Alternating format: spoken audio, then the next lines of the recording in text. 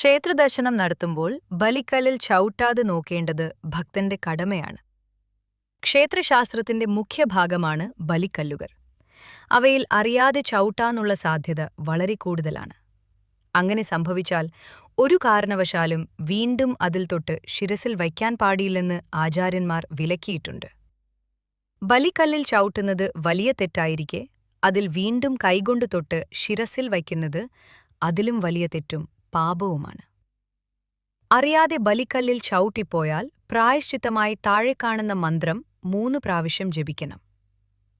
കരചരണകൃതം വാ, കായജം കർമ്മജം വാ, ശ്രവണനയനജം വാ, മാനസം വാപരാധം, വിഹിതമവിഹിതം വാ, സർവമേതൽ ക്ഷമസ്വ, ശിവ ശിവ കരുണാബ്ധേ, ശ്രീ മഹാദേവ ശംഭോ. ഈ മന്ത്രം ജപിച്ചാൽ അറിയാതെ ചെയ്ത അപരാധം നീങ്ങുമെന്നാണ് വിശ്വാസം.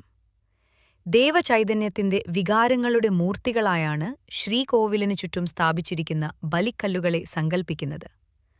ഒരു കല്ലിൽ നിന്നും ശക്തി മറ്റൊരു ബലിക്കല്ലിലേക്ക് പ്രവഹിച്ചുകൊണ്ടിരിക്കും.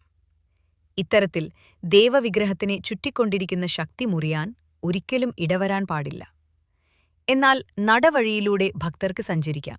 കാരണം നടവഴിയിലൂടെ ദേവചൈതന്യ പ്രവാഹം നിരന്തരം പുറത്തേക്ക് പ്രസരിച്ചുകൊണ്ടിരിക്കുന്നുണ്ട്.